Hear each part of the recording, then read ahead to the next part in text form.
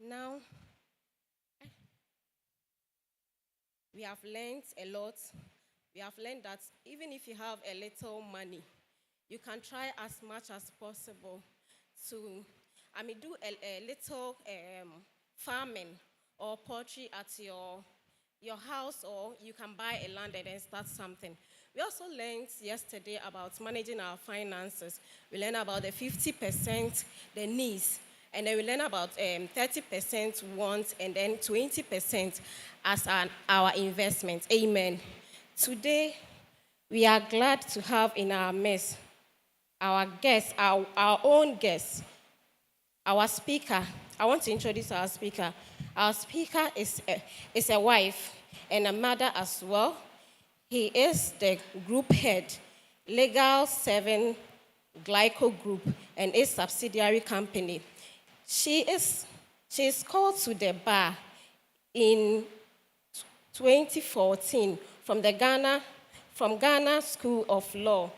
She holds a Bachelor of Law degree from University of Ghana, and then a Bachelor of Arts in Integrated Development Study from UDS. Her area of specialty is corporate law, land law, and then general litigation. She is our own Dickness in the person of Dickness Mrs. Vida Owusu Esquire. Shall we give her a round of applause?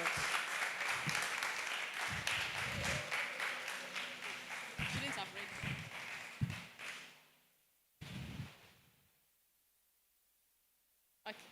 Oh, I'm not in my glasses. I can't see much. Okay. Please do me a favor. Those at the back, kindly move forward. But I want to see those I'm interacting with. As much as possible, this is going to be an interaction. It's not a lecture. I'm not a lecturer. Me, I like talking. All of you know, so please. So at least I can see those I'm interacting with. So today our conversation is going to be very short. My presentation will be short. Most of the discussion will be done by you. As I go along, if you have any question, kindly note it down. When I'm done, then you can ask the questions. Please, this one, free legal advice from now till 8:30. So make sure you get everything here, because after this, I'll give you my invoice. Okay, so let's start. Our topic is protecting your hustle. The essential legal and business knowledge for small business owners. Most of us here have our own businesses. I know most of us here have either we are gainfully employed and we are doing a side hustle, or most of us here have our own businesses. And some of us too are thinking of how to start something. It doesn't matter what the kind of business you are doing. As long as you are in an enterprise, you are engaged in something that brings you income, you need to know that there's a legal regime within which you need to operate. Next. Kindly skip the table of contents. I did that for myself, so. Okay. Next. So why does legal knowledge matter? I'm sure most of us are wondering, if I'm doing business, what has the law got to do with business? If I am selling, let me use my sister Felicia, for example. She's selling jewelry. She's wondering, if I'm selling jewelry, I bring it to church to come and sell. Why do I even need to know what the law says about what I need to do? You need to understand, so you will know that whatever you do, there's a regime within which, like there's an environment within which you operate. You see, some of us are starting very small.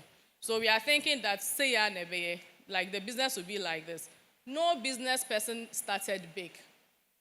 From the Tobinkos to the Zoom Lions, to Kama, to Mr. Poku, who started Poku Farmer, to the Kena farmers, nobody started as we see them now. Everybody started small. And you see, the good thing is, when you know how to manage something small, when it expands, it's a lifestyle, so you're able to manage it when it gets bigger. And you need to know the law because you have to protect your income and the brand. Let me use our brother Kumi. He has a food processing company, Fruit Splash. So the brand is what? Fruit Splash. So wherever you hear me mention Fruit Splash, the first name that drops in your head is Kumi.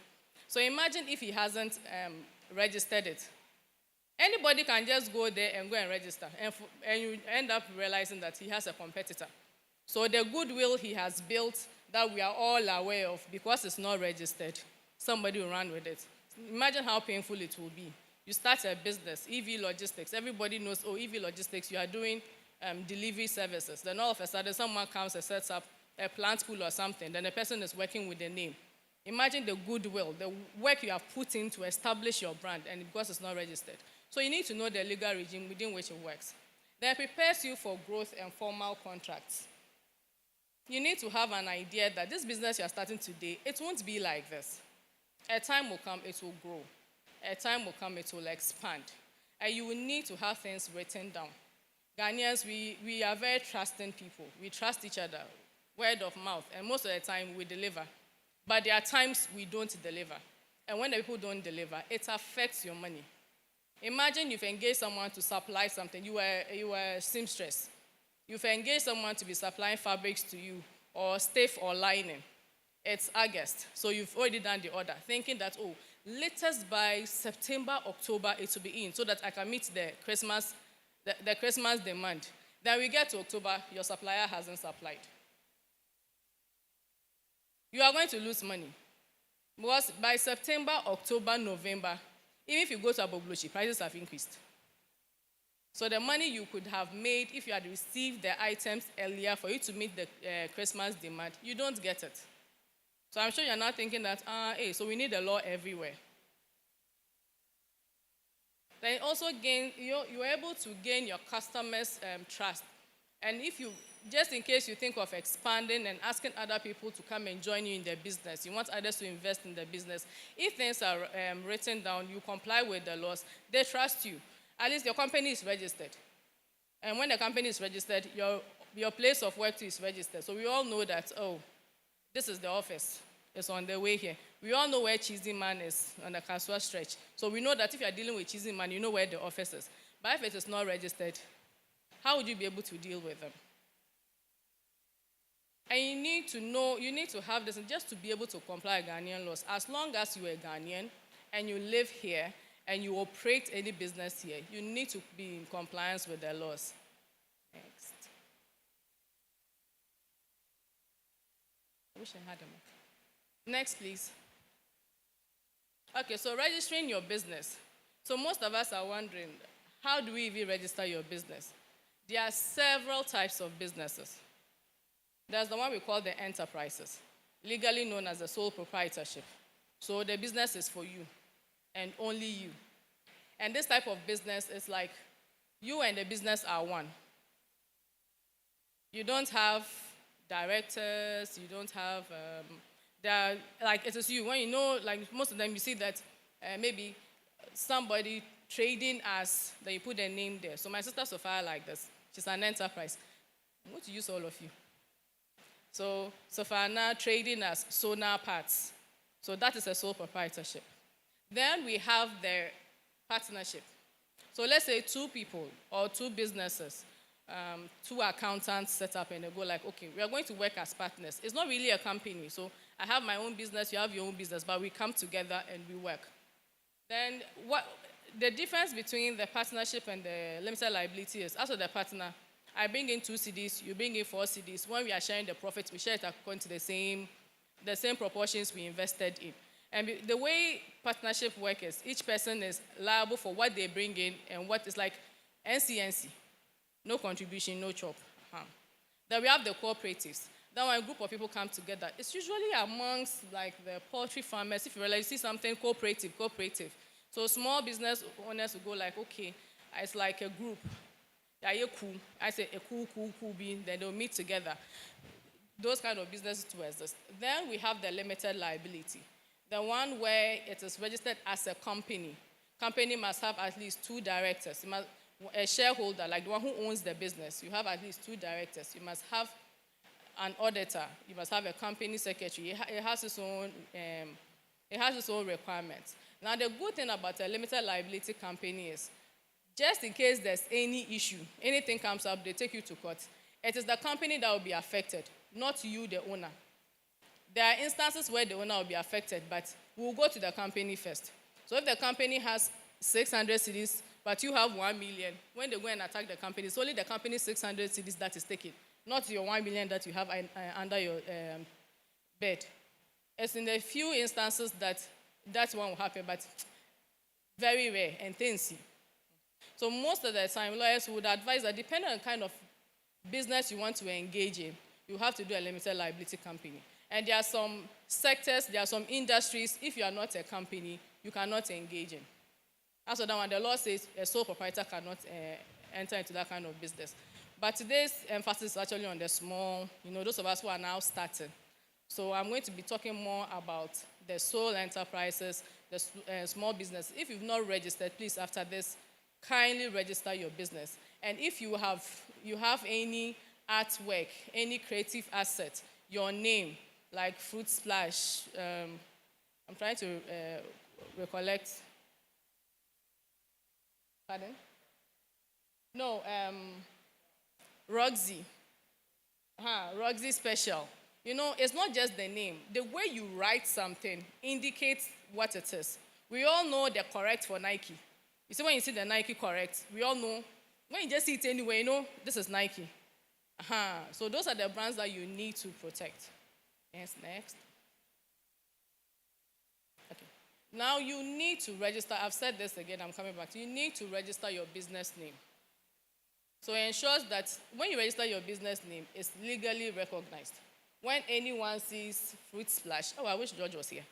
We all know that it belongs to George Kumi. We all know where it's coming from. When you see Blue Skies, we all know it's pineapple drink.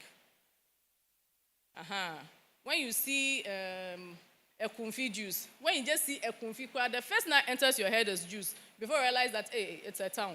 A friend of mine said she didn't know that a kumfi was a town. So, on your way to Mankesin, when you bypass Apam, there's actually a town there. She didn't know. She thought it was actually the name of, somebody created it. And I said, no.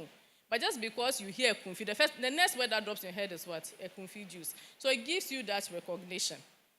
Then it prevents others from copying you, as I keep on saying. So you have your own hustle. You've managed. You've created your brand. At least in Kasoa here, we all know you. That when it comes to this, you have to come and see my sister Dinah seated in front of me. Then all of a sudden, someone will be copying you. And most of the people who copy, they are the first to go and register. If you are not careful, you don't register your brand now. You don't register your hustle now. The one who is copying you knows that eventually when you find out, you come and chase him legally. The person will rush and go and register. And if the person rushes to register, if you are not lucky, which most of the time will happen, we'll end up saying that it belongs to the person. But what is written is more stronger than what you say. You now have to go and carry plenty of people to come and show that, oh, I'm the one who started this, I'm the one who is doing this. But yet, when it is registered, the day you put in your registration application, that is the day that will appear on the certificate. So if you receive the certificate 2 years later, you put in the registration today, the 17th of July, it's 17th July 2025 that will show up. Then you have your own business and somebody says that it is mine. So as much as possible, let's register. And it protects our identity, I've already said that. And it builds brand credibility and loyalty. So everybody knows that this business has been registered. That means the person is credible. Nobody will go and register a business and be doing basa-basa. Because one, it's money. You see, it is money you have invested into it. So whatever we are doing, whether it's a school, whether it is sewing, whether it is hairdressing, whether it's makeup artistry, whether it is anything, event planning, those who even draw, those who do this artwork on children's face during parties, no matter how small it is, register the enterprise. So it becomes yours. At least now the good thing is ORC has a website. All you have to do is just type in the type of business. Then every business that's registered in Ghana comes up. Or we type in the name, then the name pops up. Then if you want further information, there's a link. It links, then there's a phone to make the call. There are actually avenues where you can advertise your products without you even investing. So if you don't register, who will know? And most foreigners outside there just go and enter ChatGPT. They'll go and type. They did. Somebody contacted me. I was even surprised. We entered ChatGPT. insurance lawyers in Ghana. Then all of us, the name just comes up. The person is not Ghanaian, but the person has a business in Ghana, and I think he wanted to find out if, like, how insurance operates in Ghana. I just typed insurance lawyers, and all of us. So imagine if we were not registered. That's business that was lost. I didn't get the business though because it was a bit risky, but if it was good business, I would have had it just because my name is registered somewhere. So please, let's register our businesses. Next. Now, as a small enterprise, I know we think we are small. And people say Ghanaians don't like reading. But me, I'm a Ghanaian and I read. But people say if you want to hide something from a Ghanaian, put it in the book. As much as possible, we need to put things into written form. We must have agreements. We must have contracts. And there are certain instances where whatever you do, the law says it must be written. When you engage someone to come and work for you, you need to have it written down. It's very necessary because when it is written, the deliverables, how should I say, the key milestones, the things you need a person to do, you've written it down. So you have engaged the teacher in your school. School starts at 8:30.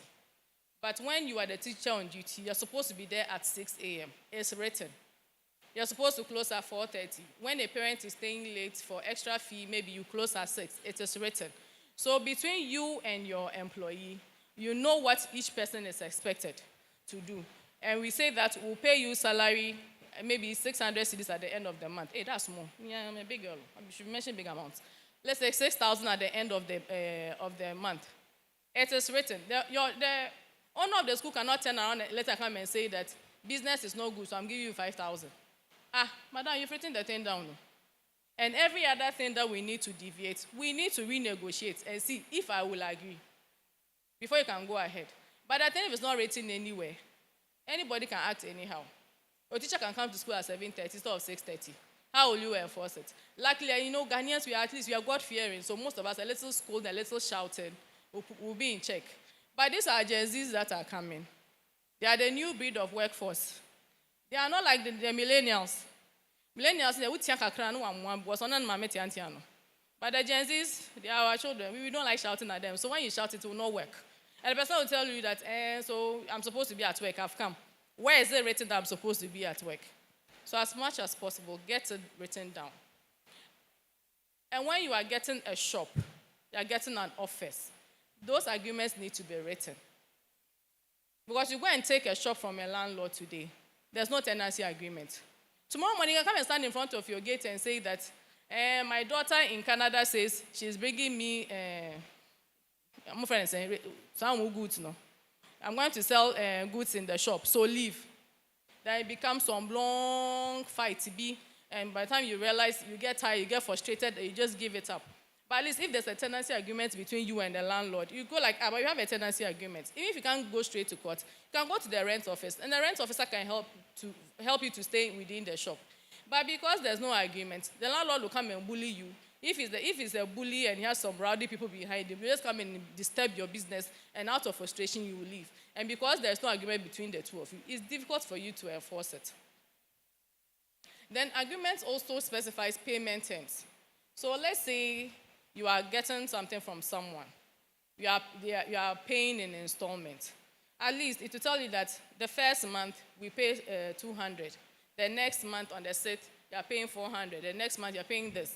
When it bypasses it, at least because it is rated, it draws your attention to it that I was supposed to have received money at this time. Then you can draw the person's attention. But if it is verbal, and I said you should pay me on the 5th. No, you said 15th.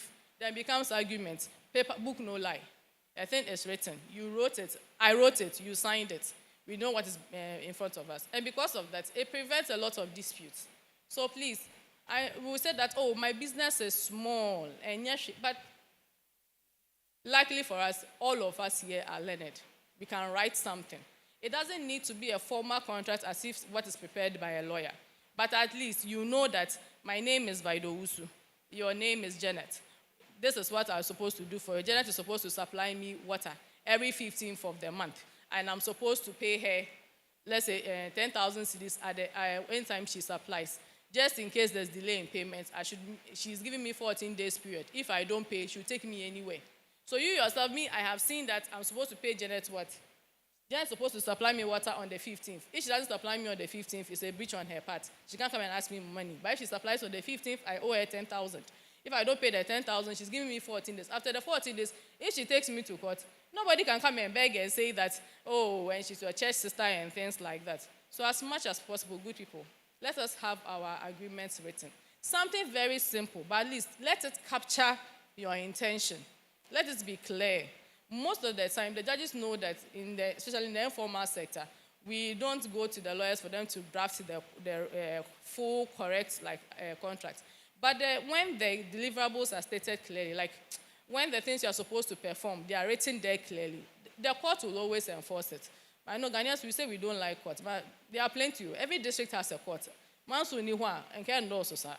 Next. Now, when you have a business, there are licenses and things you need to do to be compliant.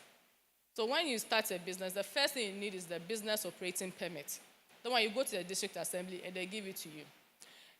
In times past, they had a task force. So the task force was going around and checking. I don't know if they still do that. But they'll come and check and ask you if you have a BOP, business operating permit. So when you start a business and you don't want the harassment, you go and see them. When you see them, they come and do an inspection. They do an assessment. If the assessment is too high, there's always a forum for appeal. We all appeal. In my business, they brought one, we appealed, and they reduced it a little. But you need a business operating license. If not, if you don't have it, they have the right to close you down. So imagine you started your small hustle. You have your shop. Everybody knows that when they drive in, they get to high tension. They take their left. Sister Dinah's shop is there. It's been like 2 years. It's been 2 years I've seen her shop. Then I just remember that, oh, I need something urgently. Sister Dinah that can provide it for me. I get there and her shop is not there. Why? She didn't have a business operating permit, so the district assembly has closed it down. Everybody needs it. It's not expensive. They look at your enterprise, they look at the space, then they do the calculation. So it's not much. And I said, if it is high, you can always ask for, you appeal, and they'll do the reassessment, then you pay. And besides, yeah, I'm being recorded, it's okay. Now, if you are engaged in the food and the cosmetic industry, you will need the FDA and the standards authorization certification. So the FDA will come and do an inspection, and they will ensure that the food you are providing, everything, the food, the cosmetics, like anything that is consumed, so consumables, they meet health standards. There are standards within which you need to operate. So the FDA will come and inspect the. No, you would actually have to send the product to them. Then they do their inspections and things to ensure that the food you are producing, the cosmetics you are producing, the consumable you are producing is safe and is safe for human consumption. The next is the GSA, the Ghana Standard Authority.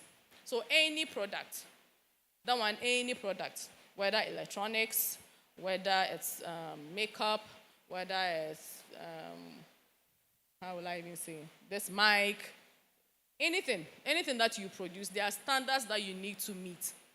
And you need to get the GSA certification. I'm sure people are saying that, now this small thing I am doing, and this woman is saying plenty licenses and things like that. Yes, as I said, the goal is not that small shop you have now. That is not our goal. So Binko didn't start, he didn't start big like we see him. He started small. All of them. Zoom Lion didn't start big. And Kama, he didn't start, they all started small like that. So and I said, I gave the first proviso. Some things are there. When you start small, when you become big, it becomes your culture. So if you know you are producing any cosmetic, any consumable, or any item, make sure you get the certification. Then if you are doing anything that impacts the environment, you need an EPA license. So let's say you live around Tuba or Paibo, like you work in the quarry, or you have a small and that you do salt mining. Maybe you have a pond that you are doing salt mining and things like that. Any activity that impacts the environment, you need the EPA license. You may think you are in your small corner doing it now, so nothing will happen. They have a task force that goes around. And if you are found wanting, if they come and find that you don't have the certificates, they give you a huge fine. And sometimes the fine is like 100 times your profit. And the fine is fixed. So it's not whether you are big or small. So imagine if your small salt mine, maybe you have some land be around it and some other, oh yeah, in Chineke to Abi, then they are coming to find you like Pambros. They will close that, they have closed down their business, not they will, they have closed down their business. So you need all those licenses. Then you need to have a yearly renewal. When you register your business, either as an enterprise or as a company, every year you need to go to the office of the registrar of companies. It used to be called RGD, Registrar General. Now they've changed the name to ORC. So every year you need to go. For the sole enterprise, the last time I did it was last year. It was just 25 cedis for the annual renewal. Then, so it's not expensive. And if it is the company, it's been a while. But it's not up to 1,000 cedis if you're a company. So you just have to go and do the annual renewal. Next. Now the next thing I want us to do is most small business owners, we don't separate our accounts. So because we are dressmakers, when I come and pay, I'll pay straight to your Momo wallet. And the Momo wallet is which one? Your personal Momo. When you have a business, set up a separate account. Even if you are receiving payments by Momo, when you receive the money, transfer it to your business.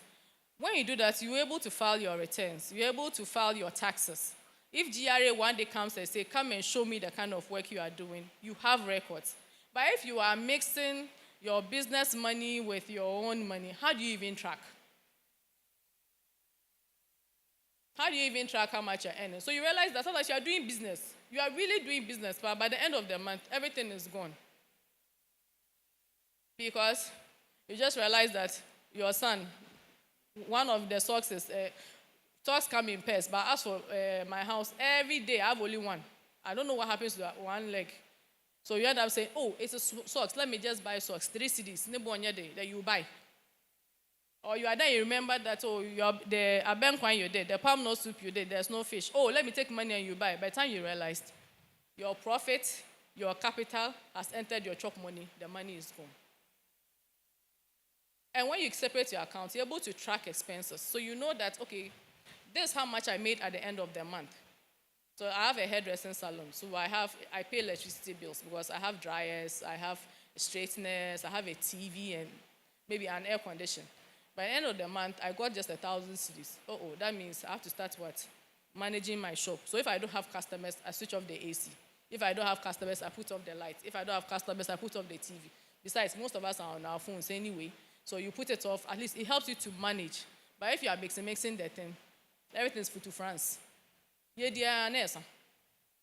it helps you to budget easily because when you know your income and you know your expenses, you know how to do the proper allocation. And it even helps you to know how much the business is generating, and if you need a loan or not. But if everything is mixing, you always think that the business is not profitable. But it could be very profitable. But because you are mixing and everything goes, you're not even able to tell the exact financial need that you have. So we need to always separate our finances. Please, if you have a business, try as much as when you register the business, you can use the registration business to go and get a Momo number. So that if I'm paying for something, you go like, oh, send it to the business account instead of my personal account. At least if any money enters your personal account, you know that one there's payday.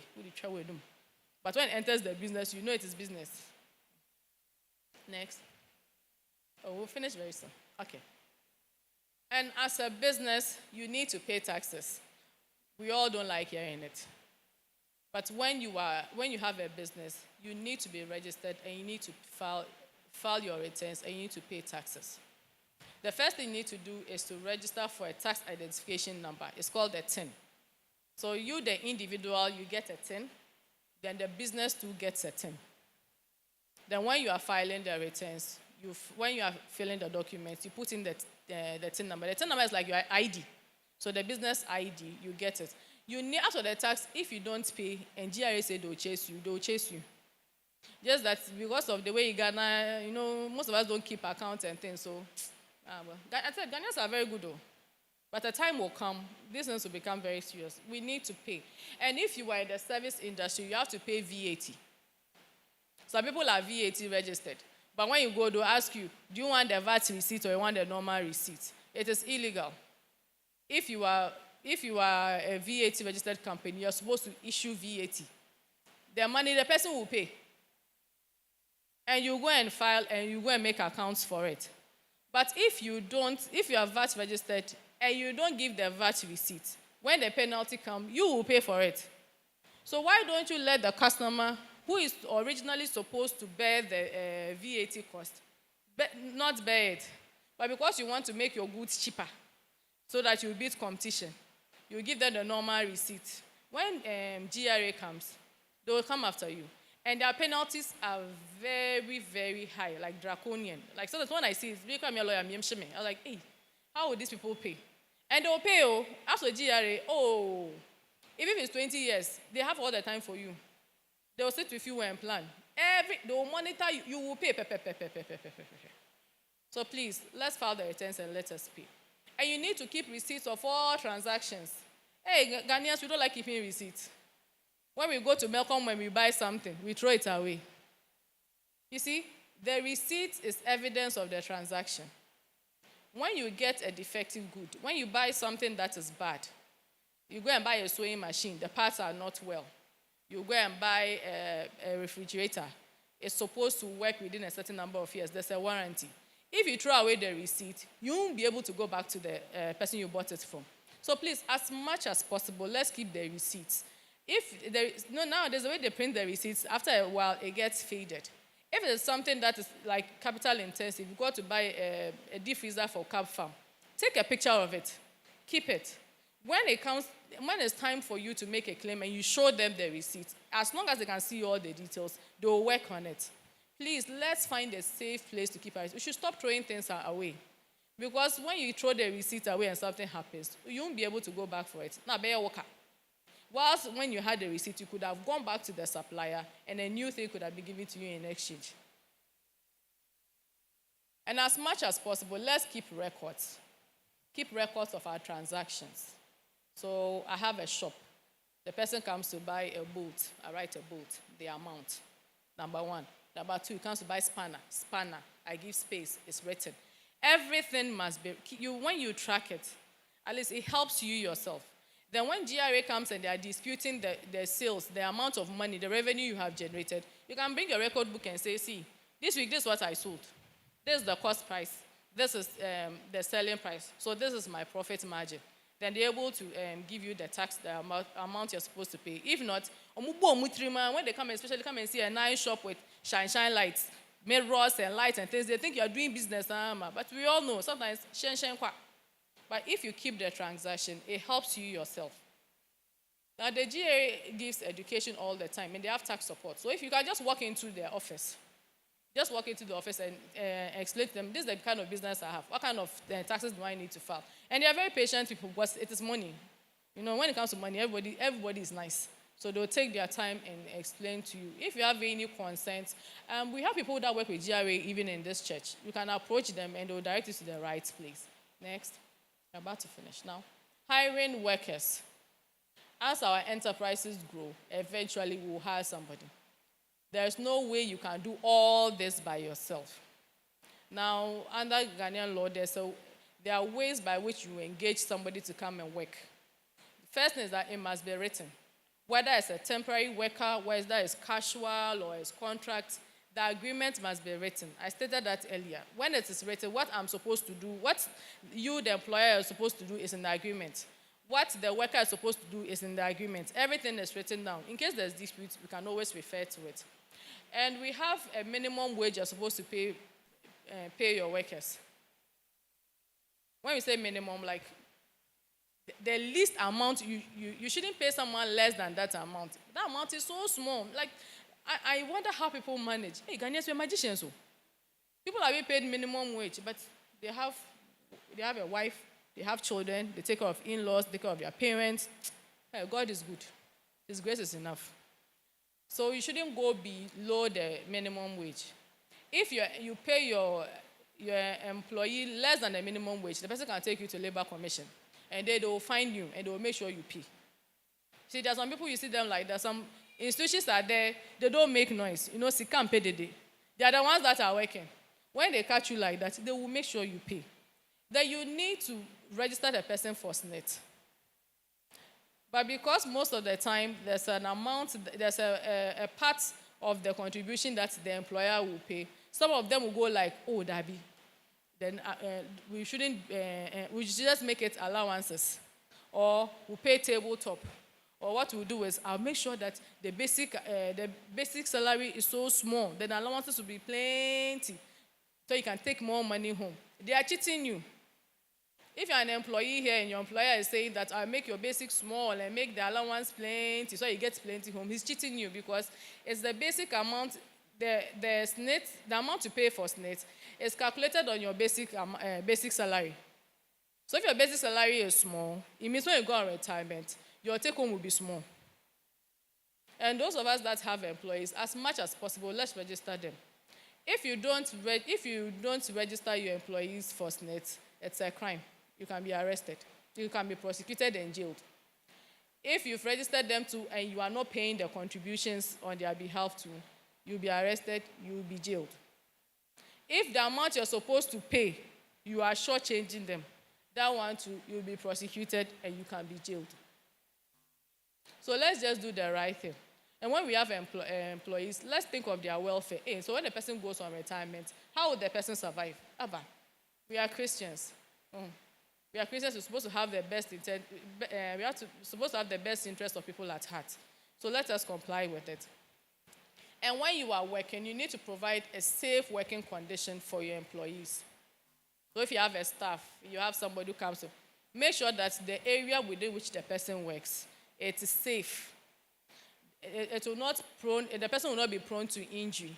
So the person comes to work, let's say the person is just, it's a shop, he comes to sit. Make sure the chair, even the chair the person sits on, the chair is safe. If there's a nail protruding, please, business owner, repair it. If you know that the front of your shop, when it rains, it is slippery, you yourself, you've fallen down before. Your children have fallen down before. Your employee has fallen down before. Your worker has fallen down before. But you say you not repair it. You will not do anything about it. When there's an injury, when somebody is working with you and the person gets injured in your shop, you are liable. But I know Ghana, the farmer nyame. But a time is coming, the farmer nyame no. Yeah, the man nyame, but the person will still insist their right at law. Next. Okay. So I was talking about creating safe working conditions. The next topic we're going to talk about is workers' compensation. Now, there's a Workmen Compensation Act which says that all employees must have safe working conditions. But just in case an employee suffers an injury during work, you, the employer, you have to take care of the employee. So let's say we engage even a third-party contractor to come and fix one of our fans. It will not happen. Let me use an example. You engage somebody at your shop to come and fix something. Maybe you say, sorry, come and say. To come and do something for your shop, the person gets injured. As long as your employee suffered the injury whilst at work, you, the employer, you are liable. So you need to pay for the hospital benefit. You have to pay the hospital bills. If the person is out of work for some time, you have to give an additional compensation. God forbid, if the person becomes disabled, you would have to pay. But luckily, there are insurances to cover. Those kind of instances. So you pay small when something happens. When the labor officer does the assessment, you present it to the insurance company and they will pay. If not, it will come from your pocket. If you don't pay, the person will take you to court and the court will enforce that you pay. So there are steps within which the act works. So there's a scope. It covers anything that happens at work. And you, the employer, can't go and stand somewhere and say that it is not my fault the employee fell. As long as the person is your employee, working in your enterprise, whilst he was working for you, it is your responsibility. So let me use this example. Your apprentice or work and pay hairdresser is straightening someone's hair. Then the straightener electrocutes, maybe by some accident, these things can happen. Some freak by nature the straightener electrocutes your staff. You can't come around and say that, but it's not my fault the person got electrocuted. What was the person doing at the time they got electrocuted? Your business. So because of that, you will pay. And you, the employer, you are responsible. I said this over and over again. And you need to report to the labor officer. So there's a whole procedure. They give you some forms. You go to the hospital. The doctors will do their assessment. They'll give their degree of incapacitation. Like there's some maths be that they do and they look at the person's salary. They do the calculation and you have to pay. But as I said, there's insurance covering it. So if you're a business owner here, you have 2 or 3 people working for you, and you want to make sure that just in case there's an injury, you don't have to pay. But my dear, pay small insurance and get big coverage. It's better than you not paying at all and go like, oh, but something can happen and it will affect your books. Next.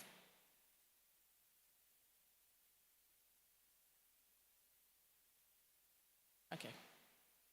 Now, ever since the National Health Insurance Act was passed, it's supposed to be mandatory, but it's extra cost, so we ignore it. But it says that employees must ensure that their workers are, what did I say? They are well and healthy. So the act says that you must have at least first aid. How many of us have first aid boxes in our offices? 1, 2, 3, 4, 5, 6. Oh, those of you in companies need it. As for the company, if you don't have first aid, fire inspection, they will not give you the certificate. And they're compulsory by force. You need to have at least a first aid box. And wherever you work, you must have access to the clinics. Luckily for us, our sister Roxy works in a company that deals in first aid boxes. So please, when you are done from here, go and see her. Roxy, free advert, you owe me. Go and see her. It's already pre-packaged. So depending on the industry or the sector you work in, you just get one fatuho. And we hope that not to happen. But at least, headache there. See? So you are sewing. Panya to me once. When I was younger, that's why I stopped learning how to sew. Every time I sew, when I'll fall asleep middle of the night, then I'll sew my fingers, so I stopped. But at least you get something there. You'll be able to manage the engine. It's not everything that we have to rush to Central Kasoa. They don't even take health insurance. So when your staff gets injured, hospital, he gets injured, every small thing, or the person said they have headache, then you now go to you are now looking for a drugstore. The number of minutes, sometimes 30 minutes, an hour, searching for paracetamol. That's loss of time is loss of revenue. Whilst if you had the box, the person would just take a drink water and be like, hey, aluta continua. Then as much as possible, enroll your staff on NHIS. It's not expensive. And now you don't even need to go to the office. Everything is digital. Pick your phone, you enroll your staff. So at least they have the minimum to be able to access healthcare. Because a healthy staff makes you a wealthy employer. If you so you every day your staff is sick, you can't sack the person. But sometimes some people are very good at what they do, but the person is always sick. Why won't you mean also a day beyond 22 working days, the person comes to work only 15. You floor 7. So at least you get the NHIS for the person. That will manage. But those with the big companies insist that they get the private health insurance.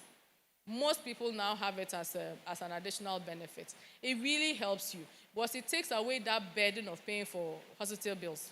Hey, there your parents when it's now bayare. It's as if the sickness has been gauging your pocket. When you are level 102, 102.93 pesos.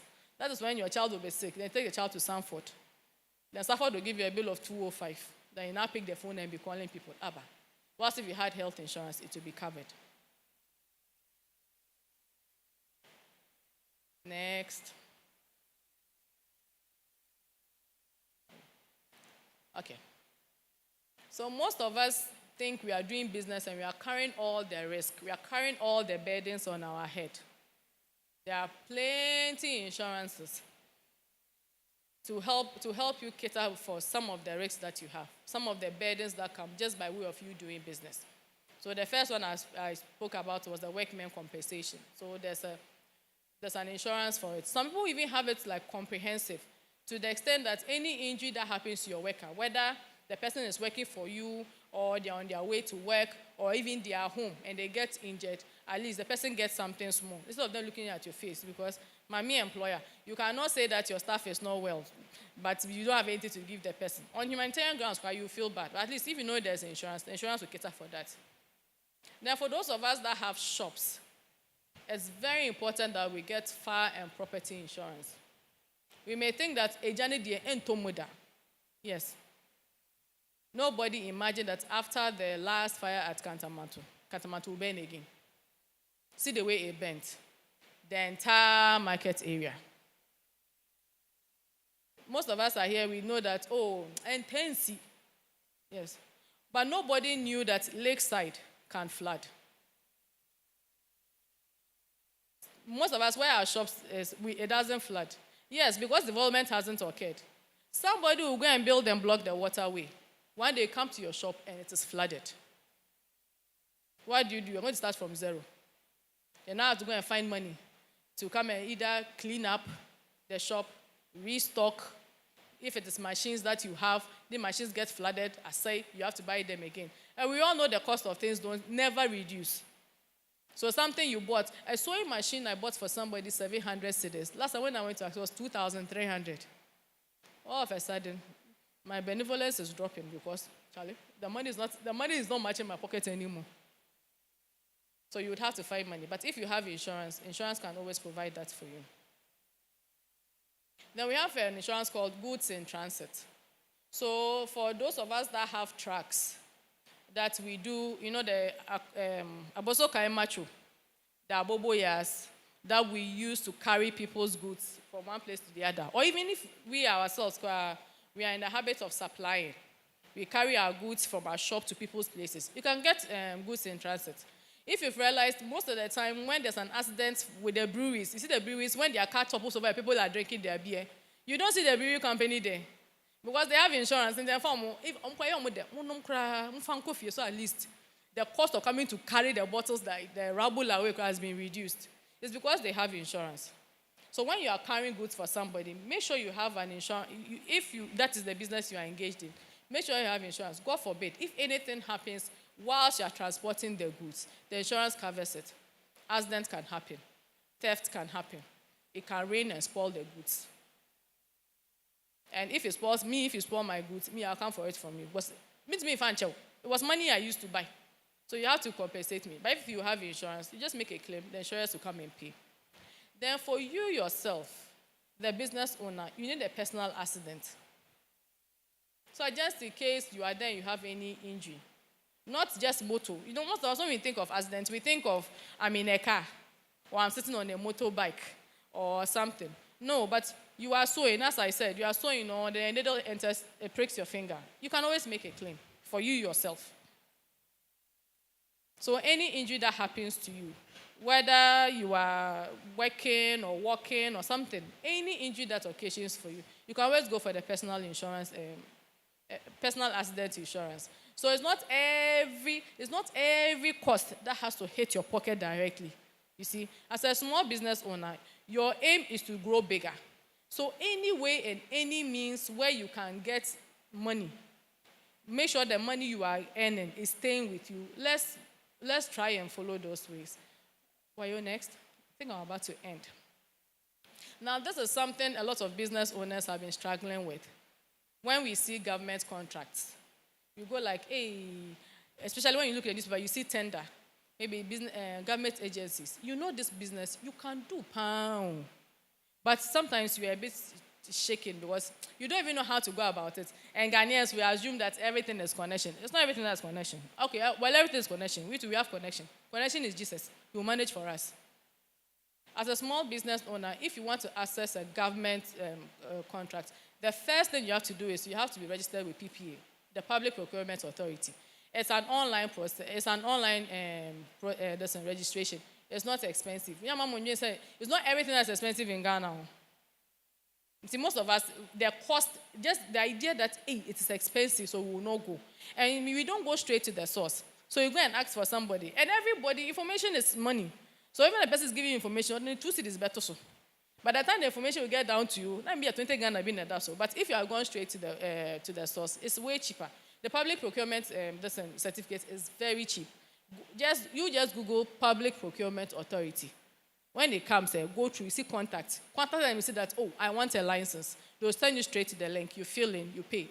That one there is very cheap. Then there's the Ghana Electronic Procurement System. So this is really new. It just came. But it's an online way where you go and submit your documents to say that I can provide these services. So when it comes up, they look for you. If your document is already on this system, when there's any tender, when there's any business that they are bidding for, you're already in the system data. So when you just give the requirements, at least you have 1 foot in there.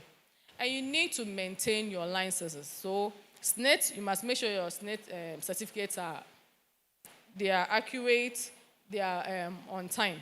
Because they give you the certificate and say that you've paid, you've met your SNIT up to this point. It has some limits. So make sure that at every point in time, you have met your SNIT obligations. The same with the tax. So they give you a tax certificate. It'll go like, for this period, from let's say 17th July 2025, like 1st January 2025 to 17th July 2025, you have met all your tax liabilities. It is there. Because when you are bidding for a government contract, you need to show that you are compliant. So as I said earlier on, why I won't register as net? You too you haven't done your tax. Even if government is bringing you business, this one, dear, I can go for it. Sometimes not even the bidding tender. Maybe you know the DCE. The DCE is your friend.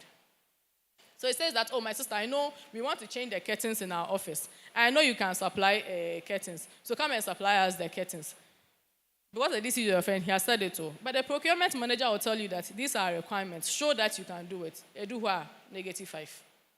You don't have the thing. How do you do the supply?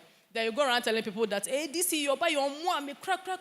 The way I campaigned for him, the way I supported him. But what can he do? He can do is he has told you that there's a connection. So you to make sure you are prepared. When the contract comes, you'll be able to supply. And as for government contracts, it's everywhere. Most of us, we think that it's only the big contractors like the roads and things like that. No. Sometimes even providing lunch for a district assembly, for a state agency, you need to, your business has to be legally compliant. So you'll be able to meet those, you'll be able to have those businesses. So please, I know I'm talking about license is plenty, but as I said, you will not be that small shop today. Oh. That small shop you see today, that is not the aim. Me, I know part that when you go on your knees and you're praying to God, if not, you'll be doing the fasting and prayers. So these are the avenues by which you can actually expand your business. Next. I'm about to end. Okay. So these are things that we need to have at the back of our mind. Every day, as we are having our businesses, we should always remember that every contract, every agreement, it must be signed. At least put it down in writing. And make sure that you have a secure place to store your documents. So if you don't have a safe, if you have a safe, you keep it in a safe. Not wardrobe, not cupboard. Cupboard, then you're safe. Cockroaches can enter. You yourself, you will forget to lock it. Your children know where the key is. So when we say a safe, secure safe and casa. But if you cannot have a safe, you can always store your documents on the cloud. Please, if you are here, you don't know what cloud is. Look, they are very young. See the Jersey people. That is their area. You just see them. They will laugh at you small, but they will help you. At least they store your documents there for you. Just in case you need it, it can always be retrieved for you. Then please be using your this as statement. Those of us who have Momo. Those of us who use, it's like our business, 100%. Business account is our Momo account. Make sure you keep the transactions. At least it helps you to track it. Then before you sign any agreement, please, ask questions. If you read the thing and you don't understand, ask. Don't think that if I ask, they'll laugh at me. Let them laugh at you now, than you losing money. Let them laugh at you now before you go and sign something that will bind you forever. If you are entering into an agreement and it's written, please retake your time. If you don't understand what is happening there, always request for a copy of the document to go and show it to somebody who can explain it better to you. That is your right. Don't let anybody say, sign it right now. If you don't sign it, fine, go. Please go. Anybody that gives you pressure to sign something, and I'm a lawyer and I'm telling you this, anybody who gives you pressure to sign something, that means there's something detrimental in there. If you're entering into any contract with somebody, the person doesn't give you the document to go and review, it means that he has hidden something in there he doesn't want you to see. So you go and append, this one is normal. Everybody signs it, so you to come and sign. That you to go and sign. Check.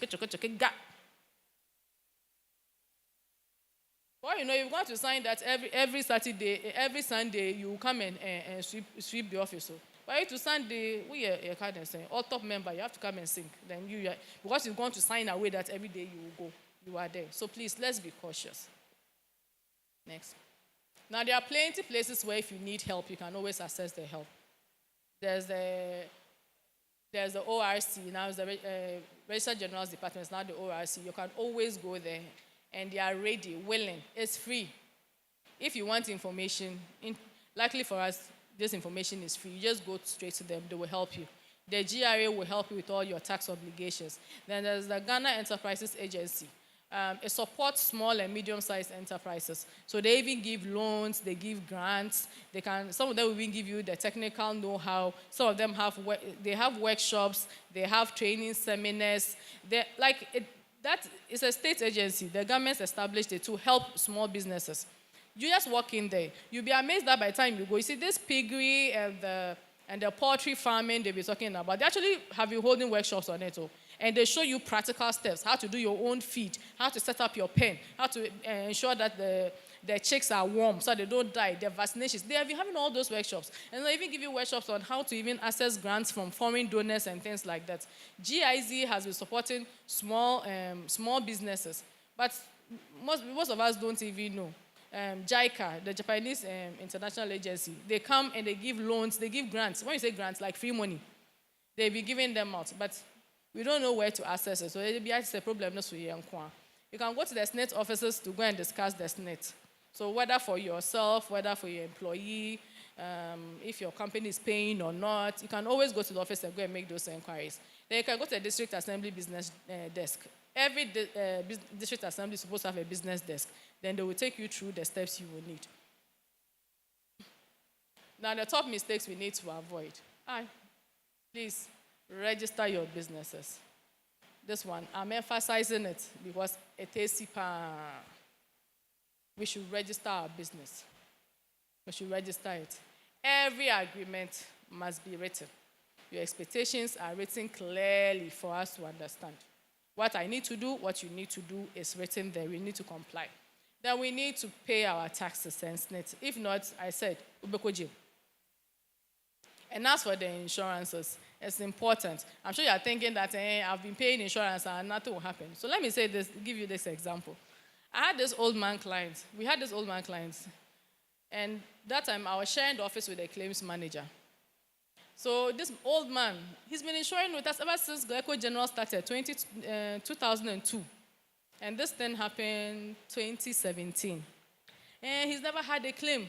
And his car is a vintage. You know when you say vintage, the olden day cars, those cars that are very expensive. If a side mirror breaks, we will not get some to repair again. Those very expensive cars. And that's the man's favorite car. He breaks out Sunday pay when he's going to church. Or he's going to an important function. You are funny vintage. So he was insuring it with us. He came and said, there's never been a claim. He cried, doesn't even see why he should pay. And this is my big mouth. Hey. I was like, dollars kakra uchiati na wusunyo. Then it's your better. How? Oh, it's your time. Hame. The man lives at Greater Estate, Teshi. I don't know if you remember, there was a day it rained very heavily. The Teshi Bridge drowned. And they said they rescued an old man from a car. That was my client. So he was driving and the flood swept him. And this man is old. That time he was almost 70. How strong is he? Maybe me cried to carry me than a 70-year-old man. So the flood carried him and it was the boys. The boys were doing some rescue mission. They managed to rescue this man, and his car got flooded. When he was discharged from hospital, then he was coming to the office. He was wearing white linen, top and down, holding his briefcase. When he was coming, he was singing. So I was like, when I heard him sing, I was like, that not Pentecost now. Oh, me apostolic. I say, meto na mada hawasi. That he's so happy. God has said we're all happy for him. Then the next thing he said was, my lawyer anyway. Mo, nyamishra, why? This man brought out a white envelope. I said, Dabio, Sikana met your envelope and do 1%, 0.1%, that please, jai. I say, hey, Pablo, what about me? The man paid the insurance on Monday. His car got flooded on Wednesday. So imagine when you came, so we went to do third party. I shall make you do the third party. We can't pay the Bokapa. Yeah, Bokapa. But you see, he was a good client, so so the claims manager was like, Vida, I won't invite you into my negotiation again. They'll say they'll pay 212. That time insurance third party was 212. But in China, 212 non-co. This man has come to pay dollars. This year, but $10 because we can't get his car. And we had to give him his full amount. So when he was coming, before he even put in the claim, he was coming to thank us. Said, this one there, no, it's okay. Because I said your business. My claims manager was not in a good mood at all, so by anything. So please, don't think that, insurance name she ain't see. As I said earlier on, there are some parts of Ghana got flooded that everybody is surprised. In times past, those areas were not flooding, but now they all get flooded. So don't say that my business, nothing will happen. Something can happen. Let somebody carry that burden away. And the fifth thing I said was, don't mix personal and business funds, please. As much as possible, register your business. Go and get a Momo line. And let everybody know that when you are paying money to my company, my business, pay it to the business account. So it helps you to file. It helps you to keep records of your transactions. I thought I finished by now. Okay. I said this. See guidance. Yes. So please, if you have any issue, you have any misunderstanding, there's something you don't understand, please engage. I don't know, Ghanaians, we don't like asking questions. Engage somebody. Anybody. The people in the business, the SNETs, at the district assemblies, that is their job. Ask them. Let them say, hardware. And yes, she hardware. But you are protecting yourself. So you see guidance. If you need anything, I am here. Don't worry. Legal invoice. I give you family and friends discount because you are my family. Why? Okay. So thank you very much for being with me. Now, any question? Question time. Please, my question is on the minimum wage issue. Okay. So, we have formal and informal sector. Does it apply to both sectors or just the formal sector? Thank you. Okay. Any more?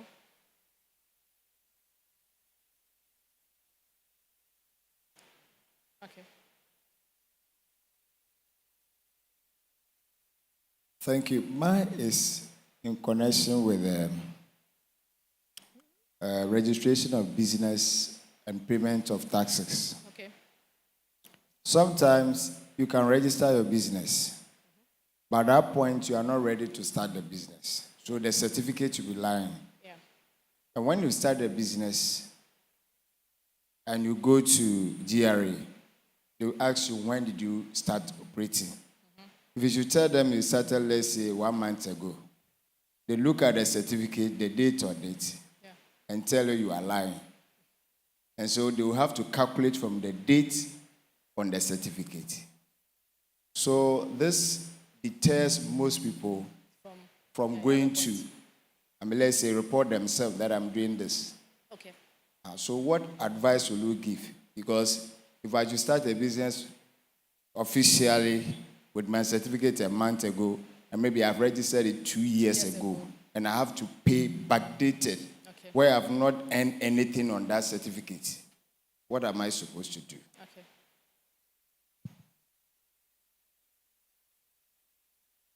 Okay, so let me answer these two. The first one on the minimum wage. Minimum wage is wage. Minimum wage. Whether the person is in the informal sector or the formal sector, you're not supposed to pay the person less. But as I said, most people do not enforce it because they don't know they have that right. So whether you have a shop in the market, whether you have a co-store at home, whether the person is helping you in your hairdressing salon or your dressmaking shop, anything, you're not supposed to pay the person less than the minimum wage. But as I said, most people don't know, so they don't enforce it. Okay, so my brother, the question on the going to GRA to go and register for your tax certificate. When you register a company, you're supposed to file returns, whether you've been doing business or not. So if you go to GRA says, how come you registered 2 years ago, but you've not been filing, you are not filing taxes, you are now coming to file your returns. All you have to do is show GRA the returns you've been filing at the RGD, ORC. Because there's something called the zero account. So the auditors prepare it for you and say that you have not been in business. If you're able to show GRA that, yes, I registered this business 2 years ago, but since the time I registered it till now, I haven't done any business and it's from ORC, they will not give you any tax liability. But it's because you don't have that. And they know that Ghanaians, we always try to find a way to circumvent the law. They will assume you are lying. But genuinely, maybe you've not been in business. So when you register your business, especially if it's a limited liability company, every year you're supposed to file your annual returns. I think they've increased the charges now, but last year it was just 50 cedis. You see that long line that you see, the deadline was always the 30th April. They see a very long line. It's just 50 cedis for the document. They've increased it now, but I don't know. But it won't be that expensive. So it's just 50 cedis. But because of 50 cedis, you won't go and do it yearly. Then when you go to GRA, they will assume that you are lying. But if you were filing the account saying that you were not in operations, you can always use that as evidence. And the GRA will start the assessment from the time you start operations. So please, when you register your business, file your returns. Any more questions? Okay. Senior, I want a few clarifications. My first question is that I'm into a business. Not for me, I want everybody to get a clarification. I'm into a business and I want to make the business a family business. So it was a sole proprietorship. Then at a point in time, because I want to make it a family business, I want my wife and my children to come as directors and secretary. Do my children qualify as directors? And does my wife also qualify as a secretary? Okay. The second question also is that I've registered a business. I'm into the sale of fish. So let's say coastal. Now there is another opening in, let's say, wig business. Can I use the same registration for that business, or I need to register another company? Then the third question is that when I was registering the business, I stated a minimum stated capital there, let's say 1,000 cedis. Then my business have grown. I want to increase the stated capital. Are there any repercussions or are there any disadvantages or advantages to me? Thank you. Okay. So if I got your questions right, the first question is you have a company, a sole enterprise, but you want to add your wife, your family members as directors and secretary. You can make anyone a director as long as the person is an adult. So you can't go and put a 16-year-old boy as a director. The person must be an adult, 18 years. So that one is at your discretion. But if you want your 18-year-old to come and sit on the board to be given this and that one, it is for you. It is you and your business and how you want to manage it. Now, to make somebody a company secretary, the Companies Act gives us the kind of qualifications the person must have. So the person must be a lawyer, a chartered accountant, from a recognized body. That one, company secretary, the law says this is what you are supposed to be. If you are not, you cannot be a company secretary. So make sure that the wife you want to make a company secretary falls under one of the qualifications there, that you can make the person a company secretary. Now, secondly, let's say I have a business, a cold store, so now I want to enter into wake. In the past, we used to have objects. When we say objects of a company, when you're registering a company, you write what the company is supposed to do. So if it is cold store, you just put there cold store pay. If you want to do wakes, what you have to do is you have to go and amend the objects. But that's in the past. Now the new act, it doesn't even ask for objects at all because it knows that Ghanaian, so that object is near Filekeke. You see a Ghanaian, the company, everything that they want to supply, maybe fertilizer. The next time you see the person is supplying sand. The next time you see the person is doing road construction. So now that thing is gone. So all you need to do is You just do your business. Just make sure that when you are accounting for the revenue, like the income, the money you are making from the business, make sure it is clearly accounted for that when I did the week business, this is how much I got. When I did the cold store, this is how much I got. And you don't have any issue. Now, the third question was, if you try to remember. The stated capital. Okay. Well, there is no issue with either increasing or decreasing your stated capital. The problem is when you are going to engage in certain contracts, we expect the company to have a certain amount of money. So you are bidding for a road construction. Let's say the one they are doing from Kasoa all the way to Winneba. It's in millions of dollars. Then you go and bring your company registration document. You are saying that my entire company, the money that I used to start is 1,000 cedis. You ask yourself, what kind of business would be my own? So there's a way you can always file the documents to increase your stated capital. But most of the time when you are bidding for business, the emphasis is not so much on the stated capital. They look at your revenue. We look at your history. If you've been able to perform similar contracts in the past, and whether you're able to meet all the requirements, you will get it. But as much as possible, if you're entering into certain businesses, increase it. It's just on filing. What from? I'm saying 1,000, I'm saying 100 million now. You just file. But you pay, the thing is you pay tax. When you're increasing, you pay tax. When you're reducing, you pay tax. Hey, tax in the job, baby. So you just pay the tax, is I think it was 0.05. Was it 0.1? It was increased 0.1%. And get you. But you see, when we hear the amount, we think it's so big. 0.05. If you're registering a company, you say your stated capital is 10,000. You are paying tax of just 600 cedis. So you see how small the thing is. But we think a swam, it's not so big. Anymore. Let me ask a follow-up. Yes, please. Directorship. Okay. All right. So if somebody just sees you and approach you, maybe the person is in a business and he says that, he wants you to be part of the board of directors. What are the pros and cons? Okay. So when you are a director to a company, it's like you are the mastermind behind it. That means you are directing the affairs. When our church repine. As for the advantage, it's nice. Big man. Everyone knows, hey, it's on this board, it's on this board. Because when you're on the board, you appoint the MD. So you can pick a phone and call the MD and tell the MD, do this, do this, do this. And everybody at the board agrees, it will go. But just in case the company goes to engage in any fraudulent activities, a company is supposed to be a human being. But where's the company for us to arrest? The first who will come after is the directors. We don't even go after the shareholders. Shareholder, they say, oh, the mom will say, Munya my company, run my company for me. So every activity that is done in the company, we will attribute it to the board. So if the CFO and the CEO and somebody they are there and they are doing kululu, and you are just sitting on the board, you are not interested. You go like, oh, I'm doing my friend a favor. If something happens and they are chasing the company, it is you, the directors, they will chase. So the director, you are personally liable. Like, not, what is the personal liable? One kasa. Me, Vaidachi, I'm the one who they will hold accountable. You are the one that will be dragged to a police station to go and write your statement. If the person takes you to court, it's a civil case, it is the directors that will grab.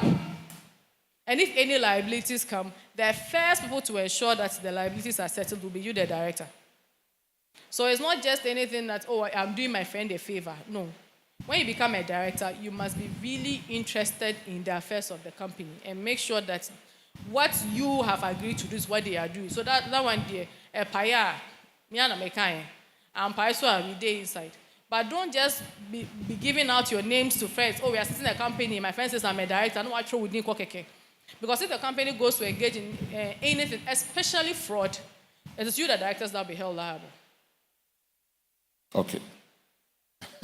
Let me go to my substantive question. Okay. So now there are a lot of businesses that are run online. Yeah. They don't even have physical offices and all that. Does all these things apply to them? Yes. The taxes and all that? As long as you run a business. When you are registering the company, they'll ask for registration, a registered office. Nobody really comes to check. So you can use your house. I have my sister, she sews in her bedroom. So it's her bedroom that she has converted to a studio. And she has registered the bedroom as her registered place of business. But every transaction she does is online. Measurements, online. Delivery. She does delivery. She does everything online. It still applies to her, as long as it's a business. So don't say that because it's only physical shops. No. Any business you do at all. Philly, your jewelry shop, you have to go and register it. Okay, so there is a question online. Okay. The person says NGO, but I'm asked to register it. Yeah. Will I need to be paying taxes as well with this? Okay. So NGOs have their own registration. It's called unlimited guarantee. So you register the business under the unlimited guaranteeship. Then you go to the district assembly, then they give you something for the foundations. They have their own regime. NGOs are not supposed to earn profits. You're not supposed to do business that will give you profit. If you enter into that line, that one you would have to pay the taxes. But if the NGO has employees, you need to pay the SNIT. You need to have insurance for your workmen compensation, or you must make plans for it. Every other thing you need to comply with. They have their own set of rules they go by. But it's not that because I have an NGO, I'll just be doing things. It has to be registered. Their scheme is there. It's much more stricter than even the limited liability companies. Okay, thank you. My question is, in as much as you are encouraging us to register our business and pay taxes, in situations where the business is not doing well, let's say I've been paying tax for like 10 years, 5 years. So instances where there's downtown and my business is not flourishing, I'm even running into losses.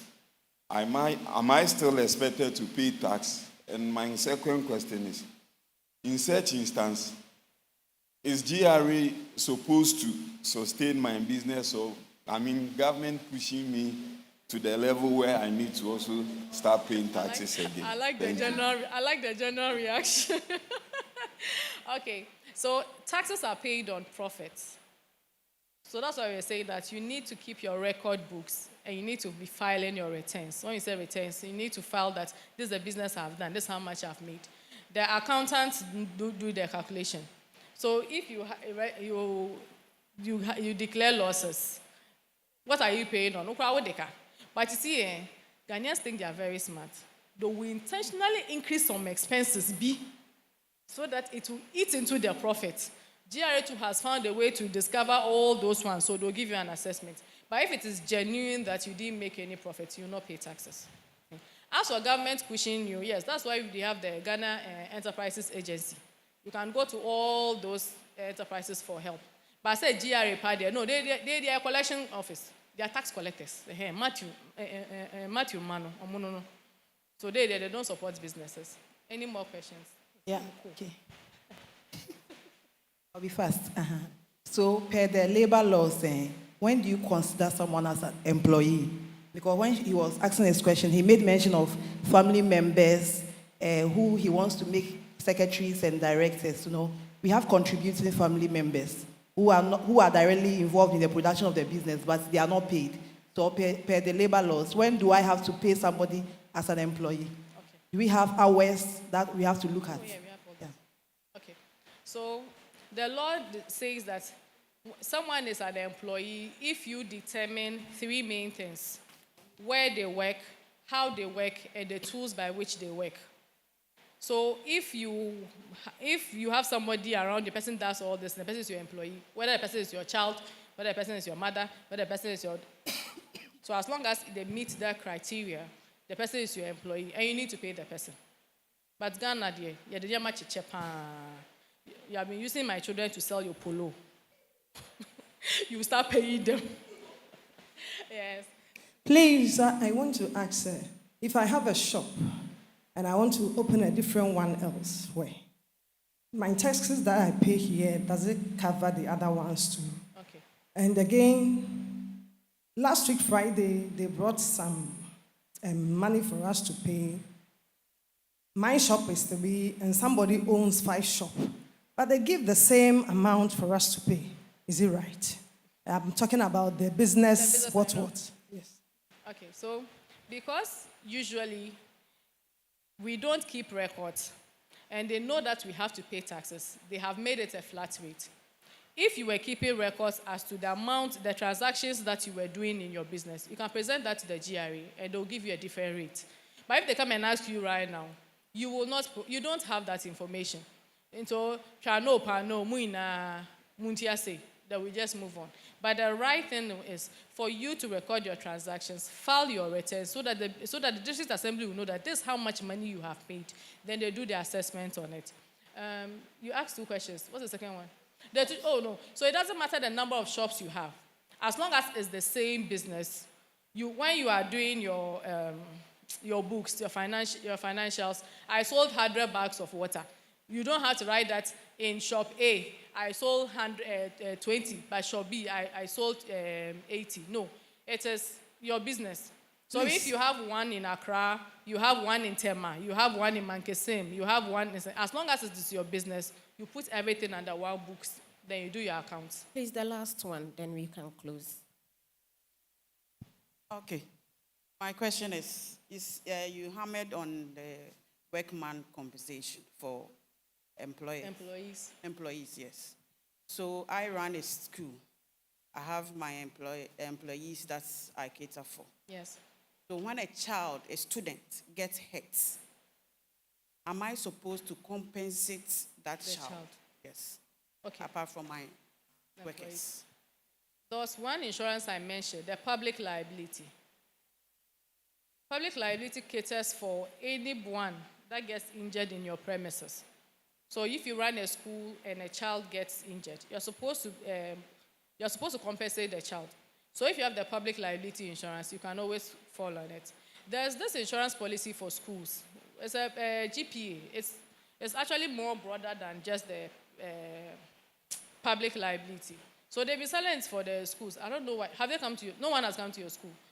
All the insurance companies sell it. It's specifically made for hotels and private schools.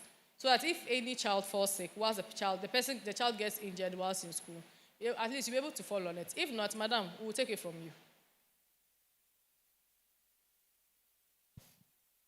All right. So my question is that mostly when you employ somebody, there is a period we call probation period.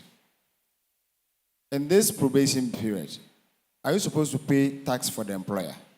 Because that's the period you are going to assess the performance of the worker, whether you are going to confirm the person or not. So if within this probation period you realize that the person is not pulling until and you started paying the Senate from the beginning, virtually it's going to affect the organization. So what will you advise within this probation period? Are you supposed to pay the Senate and the taxes? The person's discretion is employee, whether temporary, casual, probation. But if the employee during probation is performing well there, that one day you want the benefits. The law says as long as the person is an employee, you need to pay. So whether probation, whether casual, whether temporary, or whether whatever discretion you keep, the main fundamental discretion is employee. You pay everything. Right, I have a very good case. This one, if we can handle it together, we'll get money. We'll get money, I'm listening. After secondary school, Yes. I became a people teacher. Recently, I checked my SNET statement, and I realized that there are some gaps. Can I sue the government? Which government? Government of Ghana. Ghana Education Service. They didn't pay. This one there, this one saw David and Goliath too. This one, this one is like Joshua and Caleb when they saw the Philistines. It's like, we're like grasshoppers. That's just by the way. Government is supposed to pay. So you were a people teacher with government. Right to GES, a state that's what that one they will pay. It's probably either an accounting failure. It was something because it's from controller. As a controller, they will pay. If it were to be a private individual, it's deliberate. But also, maybe it was an accounting something. The money comes back to them, no. So, what if you're not there? That one they will pay. So please, just make the complaint to GES, and they'll do the rectification for you. But if it's a private individual, go and chook at SNET. SNET will do the rest for you. If you chook, that one, the SNET, they do very well. They will come right now. They'll write you a nice letter and give you 3 days to come and respond. 1 week, if the lawyer is in a good mood. By the time you realize they put it to their court. And then their court is on Saturday, so you don't have an excuse. And by 8 a.m., they have closed. Court starts at 7. Acha 8, yapon. You can't say you can't come. Don't go and put at 12 midday and go like, oh, my uncle is dead. That's what I said. Ghana, when we are chasing for money, we get it. Okay, there is a question online from Natural. He's saying he's the one who asked the NGO question. Okay. He's asking if he can operate another account or another business with his name, running the NGO and operating another cooperative business. So, just because you own one enterprise one business doesn't mean you are stuck with it. You can open plenty. So you can have one that is an NGO, you can have one that's a limited liability, you can have a partnership. That one you are not restricted. The owner of my company, my group, we are made up of 6 companies, 6 different companies, and he has other affiliates and counting. Nothing stops you. So usually when you hear group of companies, when you enter, you realize that they have different companies, so it can be done. Just because he owns an NGO doesn't mean everything will be an NGO. He can actually own a business on the side. That's fine. That's all I have to say. But the last question. It's a follow-up on the woman's issue, the injury at work premises. In the event whereby I work for you, but I go home, I fall sick or whatever, but the sickness is as a result of the work I did at the company. What happens? I'm saying this because in my company, you don't even need to give the details. It happens all the time, especially those who are in the mining and the extractive enterprises. Yes, because, wait, you understand where I'm coming from. It happens, ma'am. The employees, a third party who has contracted workers for us, what happens is that when they fall sick at home, they said, no. We are with you now, bye. And it happened home. So they will not mind. So what the guys were doing was that, they will come to work. And then they will know that and then they will. But if the sickness is serious, you should have gone to the hospital first. I get it. So what happens in such situation? Okay. So when you are an employee and you fall ill, go to the hospital and get a medical report. The medical report will indicate the kind of illness you got. And if they realize that the illness is as a result of the business you are doing, it will be in the report. You take that report to the chief labor officer, then they continue with their processing. Or you can go and report at the labor office. Then the labor office will give you the documents, then you go to the hospital, then the process continues. But the thing is, most of us don't know the process. That is why you carry yourself from the house to the office, so that your boss will see you and it goes. No, but you yourself can actually go for the medical report and they'll indicate. Sometimes you can be working in a place now, and the illness doesn't happen to you now. Especially those who work in the very hazardous industries. You work with chemicals, you inhale it falls on your skin, asbestos. It's not today that you fall ill. Sometimes the repercussions happen years, 10, 15 years later. All you need to prove is that you got this illness as a result of the work you are doing. And your employer has no option but to pay. If they don't pay, take them to court. Give lawyer work. And they will pay. Okay. God bless you. This has been a very educative program, and we wish to have it more. God bless you. Yes, please. We wish to have it more.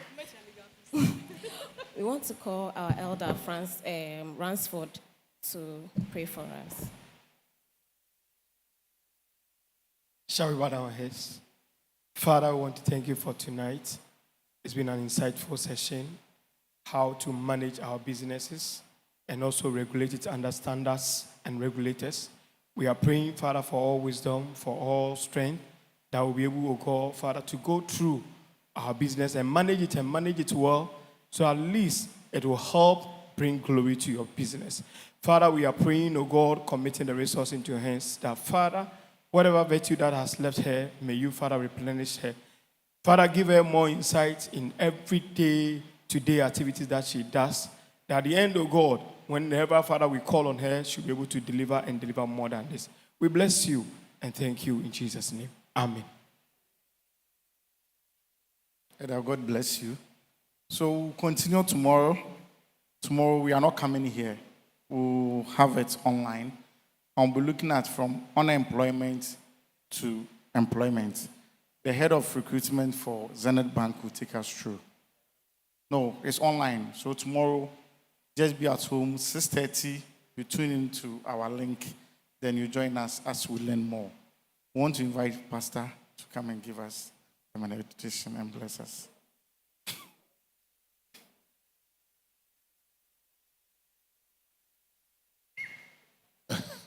Praise the Lord. Please, when we close, officers, kindly come and let me give you an information. May the Lord bless all of us. Amen. God bless you.